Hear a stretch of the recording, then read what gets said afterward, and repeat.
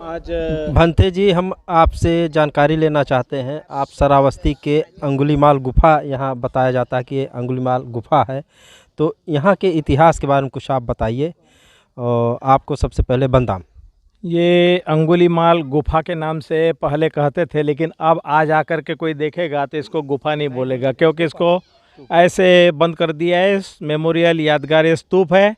पहले इसके नीचे से लोग अंदर से जाते थे, निकलते थे इस पार से, और उस समय लोग इतने जानकार भी नहीं थे, तो बताते थे कि भाई ये जो है अंगुलीमाल छुपा था इसी गुफा के अंदर से।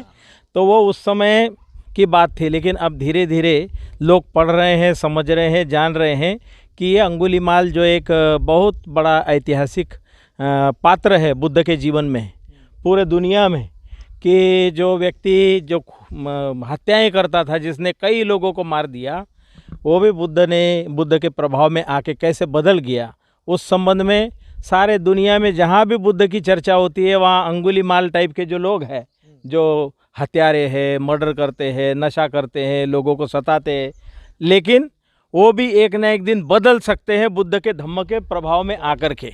तो इसकी एक बहुत बड़ी मिसाल है, ऐतिहासिक मिसाल, कि जो जिसके नाम से लोग डरते थे, उस रास्ते से आने से घबराते थे, तो वो अंगुलीमाल तथागत बुद्ध के संग में आकर के अरहंत बना, भिक्खु होके अरहंत बना और जीवन मुक्त हुआ। वास्तविकता वो जो था अंगुलीमाल, वो अंगुलीमाल बनाने वाले का जो गुरु था, वो गुरु जो है बहुत अच्छे नियत का नहीं था। उसने ऐसे तरीका निकाला कि मेरी बदनामी भी ना हो और ये मर भी जाए। तो वो अंगुली मांगने का जो काम किया, एक तो बहुत होनहार छात्र था, तक्षशिला में पढ़ा हुआ था, क्योंकि उन्हीं के साथी बड़े बड़े महामंत्री थे, बड़े बड़े राजा के जो है यहाँ पर प्रसेनजीत के समय में उनके महामंत्री वगैरह जो थे, तो वो सब साथी लोग थे।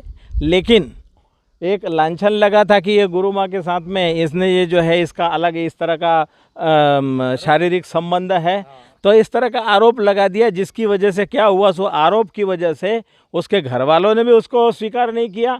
अंत में उसको डाकू बनना पड़ा, हत्यारा बनना पड़ा, और गलत गुरु के आदेश की वजह से वो काफ़ी समय तक के जंगलों में भटकते रहा।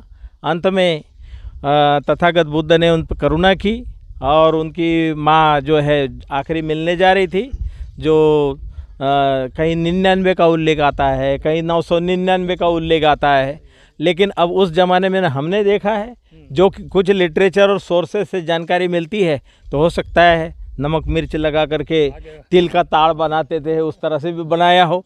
लेकिन ये घटना सही है कि उनको एक अहिंसक को हिंसक बनाया, गलत माने गुरु ने डिसीजन लेकर के।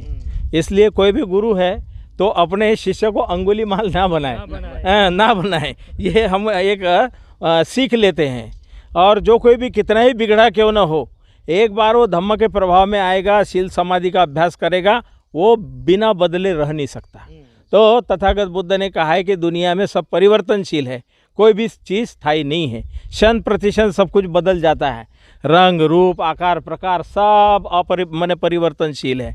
इसलिए मनुष्य का स्वभाव भी अभी अंगुलीमाल जैसे होगा, पता नहीं कब अरहंत हो जाए, संत हो जाए, और कोई संत अरहंत हो गया और कहीं बिगड़ गया तो हो सकता है अंगुलीमाल बन जाए। तो परिस्थितियाँ आदमी को कहाँ से कहाँ पहुँचा देती है। इसलिए आज हम लोग तमाम गुजरात के उपासक उपासिकाएं जो आई हुई है यहाँ पर दर्शन करने के लिए, धम्म यात्रा है। ये धम्म यात्रा में हमें बहुत कुछ देखने को मिला कि वो कच्ची कुटी बोलते हैं, पक्की कुटी बोलते हैं। तो जो सुदत्त वो धन सेठी है, अनाथ पिंडक, उसके इतिहास को गायब करने के लिए नाम गलत दिया हुआ है। दूसरा, पहले इसको गुफा बोलते थे, अब गुफा जैसे कुछ नहीं है, स्तूप है, इसको प्रिजर्व कर दिया है। ये नई चीज़ें हमें देखने को मिली है। तो अब इंटरनेशनल लोगों का जो आना जाना और इंटरनेशनल ध्यान में रखते हुए भारत सरकार को भी विदेशों से आय चाहिए, तो इसलिए वो आय के लिए थोड़ी सुविधाएं तो कर रही है, लेकिन उतनी सुविधाएं नहीं है जहाँ जगह जगह लैट्रिन बाथरूम अच्छे ढंग के हो। ये यहाँ है 2 छोटे छोटे सड़क पे रख देते थे टॉयलेट वाले, वो चलते फिरते उस तरह के। तो अच्छी सुविधाएं होनी चाहिए, क्योंकि यहाँ लोग सोना बिछाने वाले लोगों ने ही यहाँ आके धन बिछाते हैं, तो इसलिए सुविधाएं भी अच्छी होनी चाहिए, वेल टू डू होनी चाहिए। ठीक है। साधु।